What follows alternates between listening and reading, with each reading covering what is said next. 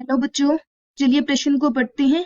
जी क्या होता है? तो विकल्प ए में दिया है आरएनए का एक भाग, बी विकल्प में है संलग्न ग्रुप, और सी विकल्प में है डीएनए का एक भाग, और विकल्प डी में है प्रोटीन में अमीनो अम्लों का क्रम।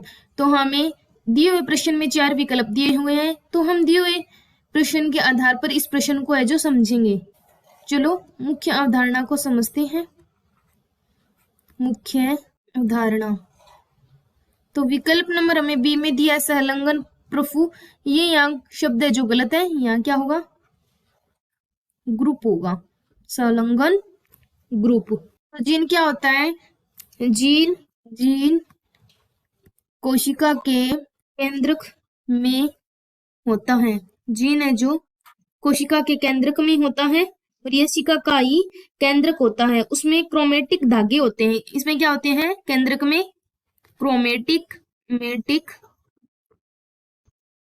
धागे जो कोशिका के केंद्रक में होते हैं। जब ये क्रोमेटिक धागे संघनित होते हैं, क्या होते हैं? संघनित होते हैं, तो यह संघनित होने के बाद यह डीएनए बनाते हैं।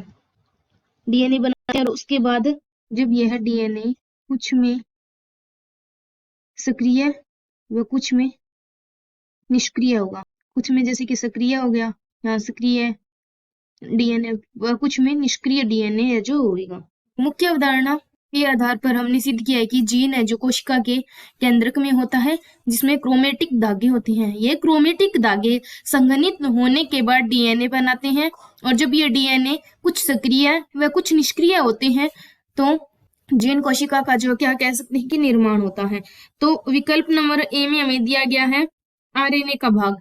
विकल्प नंबर ए में दिया आरएनए का भाग। आरएनए का भाग नहीं होता, जबकि ये क्या होता है? डीएनए का भाग होता है। तो हमने यहाँ लिखा है विकल्प नंबर ए हमारा गलत है। संलग्न ग्रुप है जो ये गलत है, क्योंकि हमारे क्रोमेटिक धागे जो संघनित होते हैं, इसीलिए विकल्प बी भी हमारा गलत है। सी विकल्प में लिखा है डीएनए का एक भाग, ये विकल्प हमारा सही है, क्योंकि जीन कोशिका के केंद्रक में होता है कि केंद्रक से क्रोमेटिक धागे जो बनते हैं, जो कि संघनित होने के बाद डीएनए का निर्माण करते हैं, या कह सकते हैं कि डीएनए का एक भाग बनाते हैं। इसीलिए जीन क्या एक डीएनए का भाग है। तो दिए हुए प्रश्न का सही उत्तर विकल्प नंबर सी है। विकल्प डी में लिखा प्रोटीन में अमीनो अम्लों का क्रम, ये विकल्प नंबर डी हमारा गलत है। तो मुख्य अवधारणा के आधार पर हमने सिद्ध किया है कि जीन डीएनए का भाग होता है। तो आशा करती हूँ कि आपको इस प्रश्न का उत्तर है जो समझ आया होगा। धन्यवाद।